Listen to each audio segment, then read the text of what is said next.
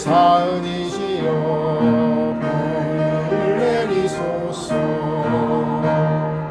온 가족 한몸 되어 오늘을 맞이하니 공부하는 새일더 보훈하는 새일더 공부하는 마음으로 이어가는 복에 터져 법신불 사은이시여 광명을 내리소서.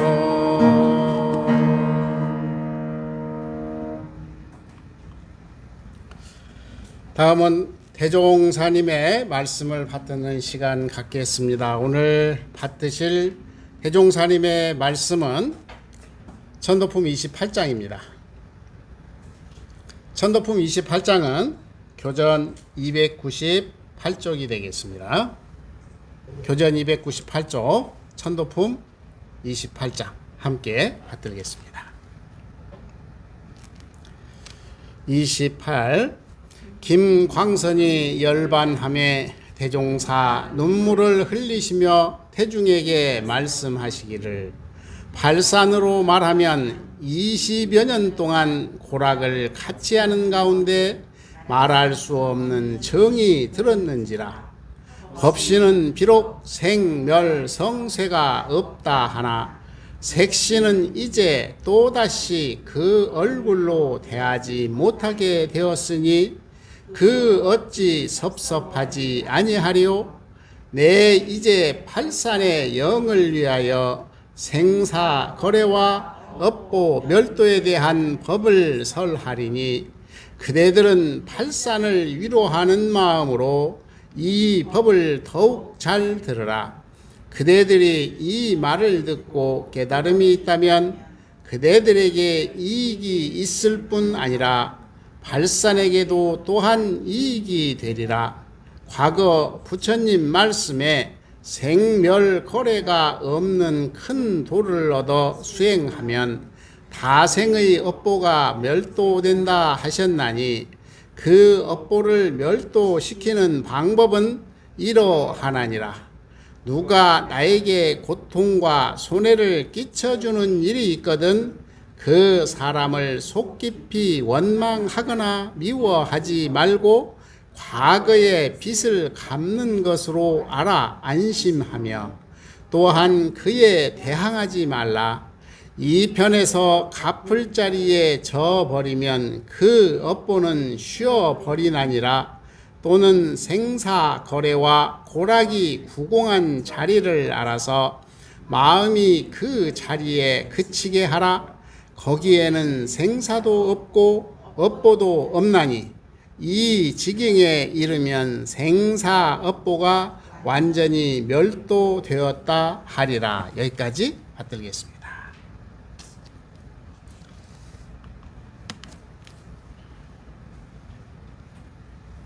오늘 대종사님의 법어를 통해서 생사멸도 하시는 방법은 다 이해는 하셨죠? 네, 이해를 하셨을 걸로 보고 오늘 함께 다음 단계로 넘어가도록 하겠습니다. 아마 이 세상에 살아가는 모든 사람들, 저는 모든 사람들이라고 생각을 해요. 그 모든 사람들은 아름다운 삶을 꿈꾸는 자. 그렇죠? 아름답게 살기를 꿈꾸지 안 아름답게 살기를 꿈꾸는 사람은 이 세상에 한 명도 있을까요? 없을 거예요, 아마. 그래서 시간이 지날수록 나의 진가가 드러나고 좀 더 업그레이드 되는 그런 삶이 되기를 간절하게 염원하는 게 뭐냐면 우리 인간들의 솔직한 마음입니다. 그래서 오늘은 이걸 함께 같이 한번 생각해 볼 그런 시간을 마련했습니다. 그래서 이거를 좀 더 아름다운 인생을 꿈꾸는 사람이라고 하는 거는 뭐냐면 오늘도 웃고 내일도 웃고 모레도 웃고 매일 웃는 사람일 것 같아요. 그렇죠? 그런데 세상은 나를 웃게 만듭니까? 놔둡니까? 안 놔두죠. 잘 안 놔둬. 왜 그런지 한번 같이 고민해 보겠습니다. 대산종사님 아시죠? 우리 교도님들 모르시는 분도 있을 것 같은데 대산종사님이 오랫동안 종법사위를 계셨습니다. 그런데 이 대산종사님이 특징이 있어요. 어떤 특징이 있냐면 그분은 이렇게 어디 예를 들어서 만덕산에 불사를 하고 해야 된다 싶으면 한철을 그리가 기거를 하셔요.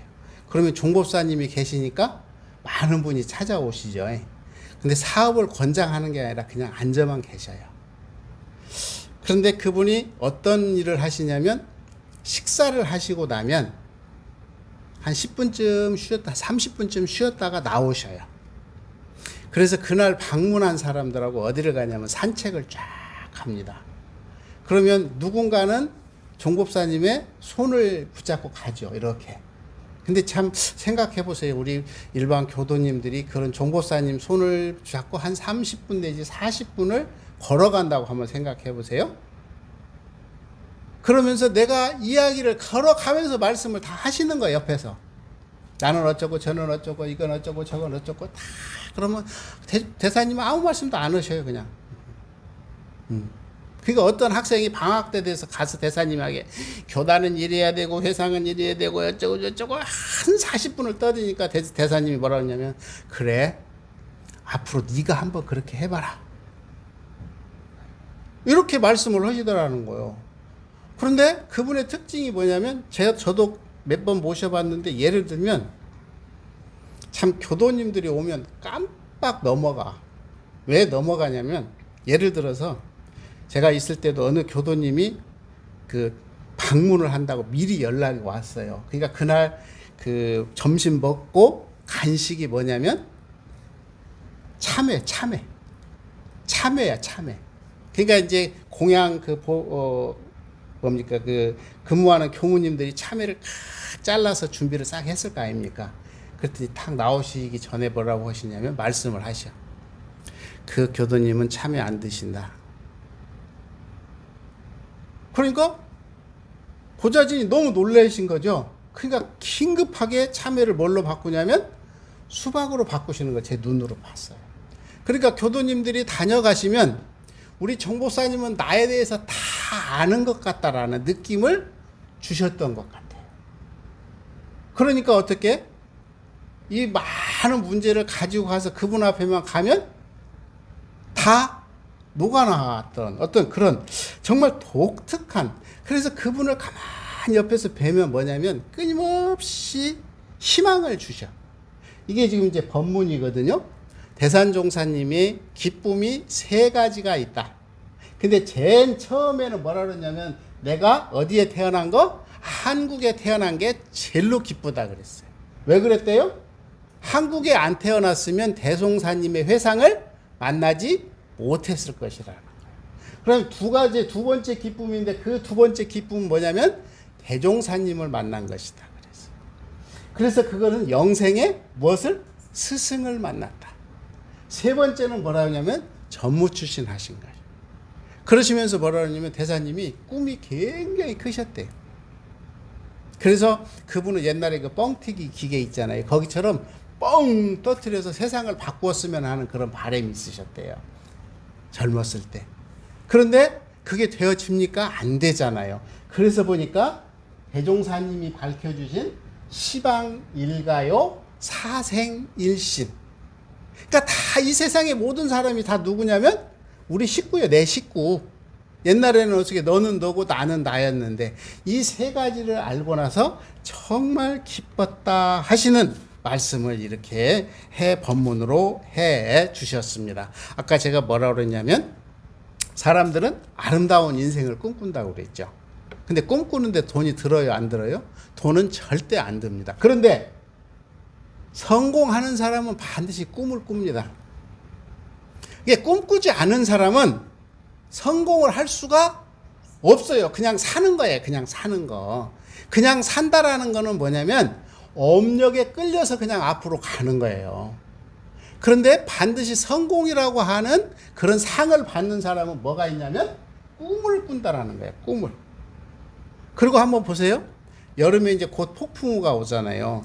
폭풍우는 절대 이 해양을 바꿔서 정화시키려는 생각 자체가 없었어요. 그러죠? 그런데 폭풍우가 딱 지나고 나면 이 태양 생태계가 환원이 된답니다. 놀라운 사실이죠. 그러니까 태풍은 절대 그런 생각을 가지고 오지 않았는데 그걸 받아들이는 이 바다는 뭐가 된다고요? 정화가 된대요. 정화가. 그러니까 나의 주변에 오는 상황을 내가 긍정적으로 수용하느냐 부정적으로 수용하느냐에 따라서 질이 바뀌어버린다는 얘기야. 그런데 이 태풍이 오면은 손해를 보는 사람도 많잖아요. 뭐라고 그랬냐면 아픔과 시련이 있다라고 해도 내가 혼자라고 생각하면 안 된다라는 거예요. 자, 그래서 오늘 이야기를 함께 풀어보도록 합니다. 제가 이제 이렇게 쭉 보니까 이게 뭐 같아요? 이게 뭐 같아요? 새싹이죠, 새싹. 새싹은 우리는 다른 말로 표현하면 희망이에요, 희망. 희망이 없는 사람처럼 답답한 사람이 없어요. 그래서 대종사님은 뭐라고 그러냐면 희망이 끊어진 사람은 육신은 살아있으나 마음은 죽은 사람이다. 그런데 살도음을 행한 악인이라 할지라도 마음만 한번 돌리면 불보살이 될 수 있지만 희망이 끊어진 사람은 어찌할 능력이 없나니라. 이렇게 법문을 해주셨습니다. 두 번째는 뭔가 그랬더니 이게 뭐 같아요? 오뚜기, 오뚜기. 그러니까 미래가 밝은 사람 그리고 희망을 꿈꾸는 아름다운 인생을 꿈꾸는 사람은 뭐냐면 넘어져도 다시 일어날 수 있는 뭐가가 있다라는 겁니다. 있다라는 거. 그러니까 우리 보세요. 우리는 삶을 살아보면 좋은 것만 있는 건 아니잖아요. 나쁜 일도 많아. 그런데 내가 힘이 있을 때는 어떻게 되냐면 볼떡 일어날 수가 있어요. 그렇죠? 근데 힘이 없을 때는 어쩌죠? 그냥 넘어져서 그냥 허우적거리기만 해요. 허우적거리기만 하는데 이 허우적거림 속에서 어떠한 형식으로든 내가 다시 어떤 병원에 오랫동안 누워있던 암 환자가 어느 날 갑자기 밖에를 나가서 콘크리트 사이에 쑥이 이렇게 올라오는 거예요. 한번 생각해 보세요. 콘크리트 사이에 쑥이 올라올 수 있을 이론적으로는 불가능하잖아요. 그런데 생명력은 작은 틈을 타고 올라오는 거를 보는 거예요. 야, 그래서 이 사람이 그랬다는 거 아닙니까? 내가 쑥만도 못하냐? 그런데 의사들은 이야기를 합니다. 병으로 죽은 사람은 없대요. 이해가 잘 안 되시죠? 병으로 죽은 사람은 없답니다. 뭘로 죽냐 그랬더니 병으로 인한 부작용으로 죽는데요. 그러니까 우리가 알고 있는 병은 그 병으로는 죽지 않는데요. 뭘로 죽는다고요? 그 병으로 인한 부작용 때문에 죽는 것이지. 그러니까 결국은 뭐냐면 이 환자가 언제 급격하게 병이 진행되냐면 자기 자신의 삶을 내려놓기 시작할 때, 그때부터는 굉장히 빠른 속도로 병이 퍼진다 하는 이야기를 들려주셨던 기억이 있습니다. 우리는 이렇게 이제 어느 고등학생들이 고등학교를 졸업한 두 명의 친구가 한 30년 뒤에 만났어요. 이야기를 합니다. 뭐라고 이야기를 하냐면, 야, 너 말이야. 그때 그 길로 안 가기 진짜 잘했어. 내가 그 길 가봤는데 정말 못 갈 길이다. 내가 지금 여기까지 온 거는 나나 되니까 여기까지 왔지. 너 그때 진짜 생각 잘했어 그러더래요.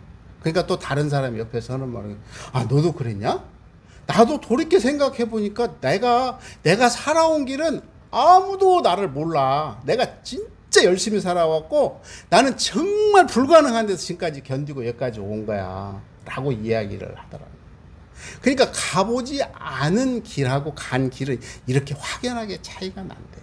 그러니까 가본 길에 대해서는 내가 알고 있기 때문에 정확히 판단을 할 수 있지만 가보지 않은 길은 이렇게 또 미련이 남는 그것이 인간의 모습이다, 이런 이야기를 합니다. 그렇기 때문에 우리는 뭐를 이야기하냐면, 한때 이게 질환지교를 꿈꾸며 이게 굉장히 유행했었죠.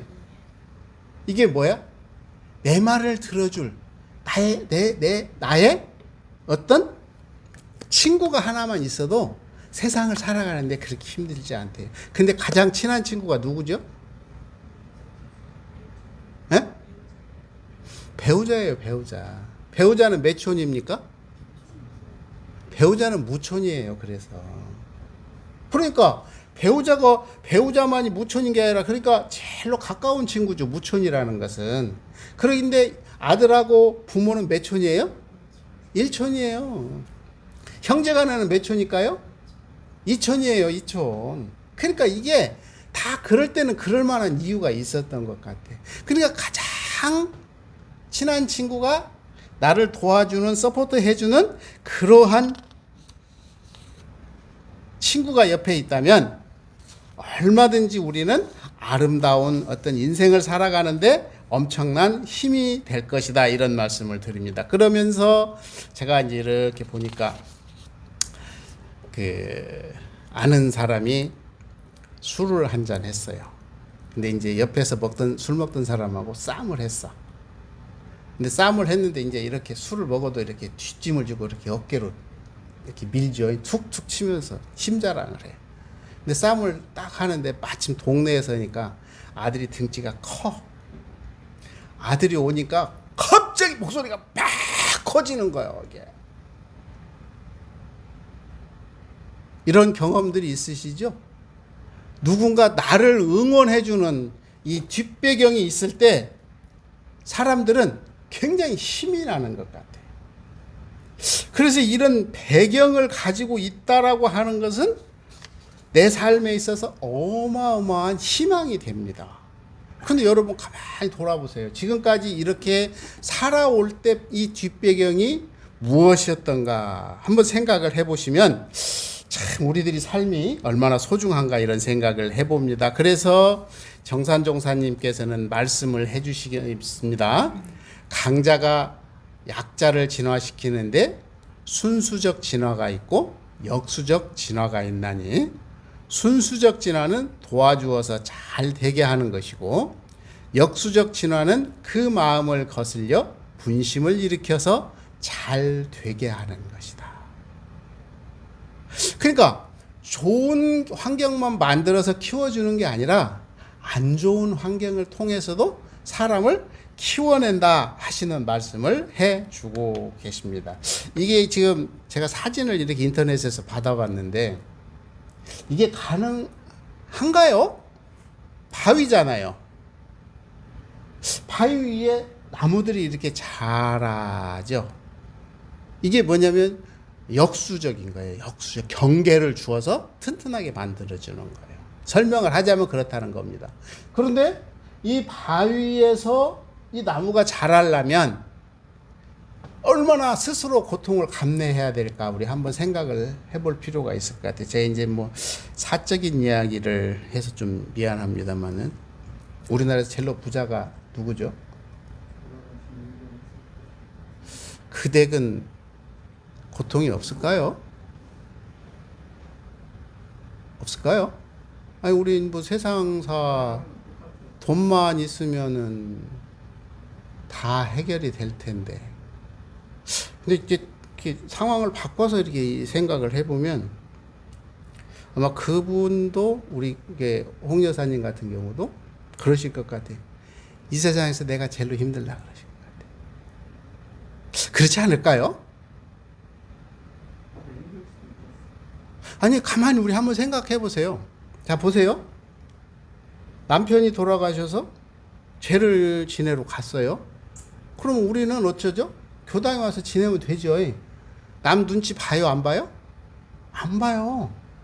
근데 그분들은 제일로 중요하게 생각하는 게 뭐냐면 남의 시야를 피해 가야 돼. 이거 한번 여러분 가만히 생각해 보세요. 아니, 내 남편이 돌아가셔서 죄를 지내고 싶은데 아무데나 가서 죄를 지내면 될 거 아닙니까? 그런데 어떻게 그분은 만약에 열린 공간에서 지내면 세계에 쫙 모여들어. 그러니 자신의 삶이 있을까요? 없을까요? 저는 참 고통스러울 것 같아요. 나의 작은 행동도 전부 이슈가 되잖아요. 집에서 살아도 이슈, 밖에 나가도 이슈, 애기 낳아도 이슈, 밥 먹어도 이슈. 와, 나 이 보통 사람 아니면 할 것 같아. 그래서 입장을 바꿔놓고 생각해 보면, 그런 차원에서 보면 이 세상에서 제일 힘든 분이 그분일 수도 있겠다 싶은 생각이 들어요. 여기에 동의하십니까? 그러니까 이게 뭐냐면, 이 세상의 모든 사람들에게 힘들 때 물어보면 똑같은 이야기를 해. 뭘 한다고요? 내가 제일로 힘들어라고 이야기를 해요. 그런데 내가 제일로 힘들 때 가장 중요한 거는 누구냐면 내 손을 잡아주는 사람이에요. 돈을 주는 사람 아니에요. 내 마음을 이해해주는 사람. 아까 제가 법회 시작하기 전에 이제 우리 명익교도님 이야기했잖아요. 저기로 올라오는데 경사지가 올라오는데 힘들다고?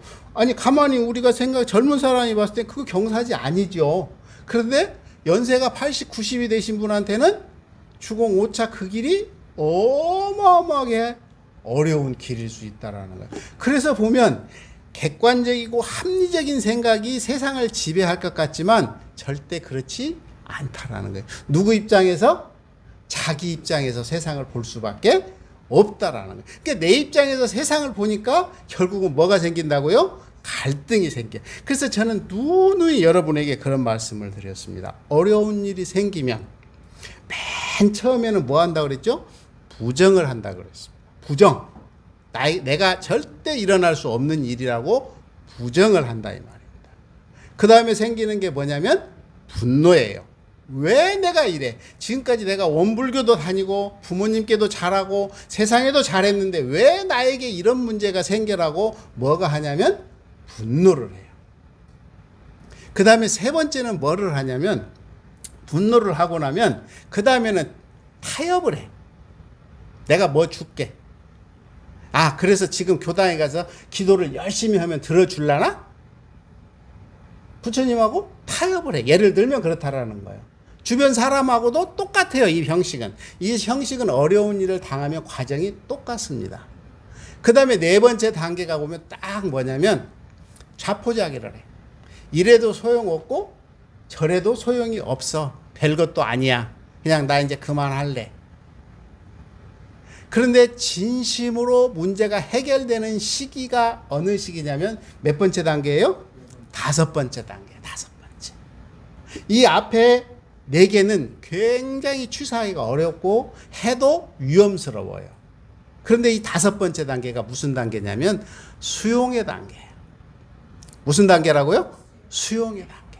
그러니까 수용의 단계가 오면 다 받아들일 수가 있답니다. 왜냐하면 내가 그릇이 그만큼 커진 거예요. 그냥 우리가 아름다운 인생을 살기를 원한다면 우리들이 이 수용의 단계에 대한 개념을 빨리 파악을 해야 될 것 같아요. 부정하고 분노하고 타협하고 포기하고 그 다음에 수용의 단계가 되면 이때는 보세요. 이 스폰지에 물 들어갈 때 보셨죠? 하얀색의 그림 그릴 때 보셨죠? 그런데 앞에 단계는 뭐냐면 예를 들면 빨간 도화지에다가 그림을 그리려면 쓸 수 있는 색깔이 몇 가지밖에 없죠. 그런데 하얀색 도화지가 되면 쓸 수 있는 색깔은 이 세상에 있는 모든 색깔을 다 쓸 수 있다라는 거예요. 그런데 우리는요, 이 정말 우리 교도님들에게 복 중에 복인 게 뭐가 있냐면 뭐가 있다고요? 늘 도우시는 부처님 위에 계시사 우리를 지켜주시리. 나는 다른 건 다 잊어버려도 괜찮아. 다시 한번. 늘 도우시는 부처님 위에 계시사 우리를 지켜주시리. 이 신앙적 믿음이 뒤에 딱 받쳐지면 우리의 삶은 자연무의와 자동적으로 풀려간다라는 거죠. 왜? 아까 말씀드렸지만 고비 어려운 일이 참 많고 마음에 안 드는 일이 많지만 결국 신앙심으로 극복을 하려고 하는 그런 준비. 뭐라고요? 늘 도우시는 부처님 위에 계시사 우리를 지켜주시리. 요 마음이 탁 나의 뒷배경이 되면 이것처럼 큰 배경은 없을 것이다. 저는 이런 생각을 하면서 우리들 삶이 어떠한 그 경계가 온다 할지라도 이와 같은 모든 것들을 극복하는 방법으로서 부정과 분노와 그리고 타협과 포기와 수용이라고 하는 단계에서 내가 지금 어느 단계에 들어있는가 이걸 빨리 파악을 하셔야 돼. 그리고 나서는 항상 뭐가 뒤에 있다고요? 늘 도우시는 부처님 위에 계시사 우리를 지켜주시리. 이 믿음이 항상 함께 하셔서 여러분의 인생도 정말 앞으로 주어지는 그 모든 시간들이 아름다운 인생을 꿈꾸는 사람들이 되시기를 염원하면서 마치도록 하겠습니다. 감사합니다.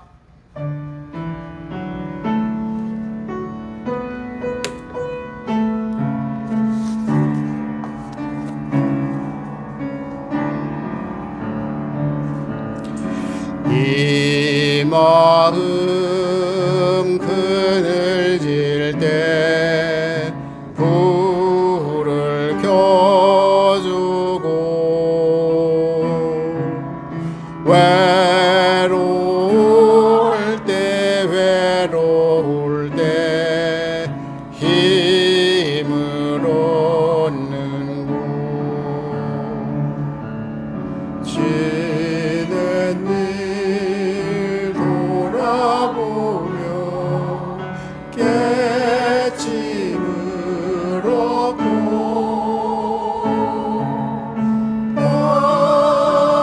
변한 마음으로 돌아가리라.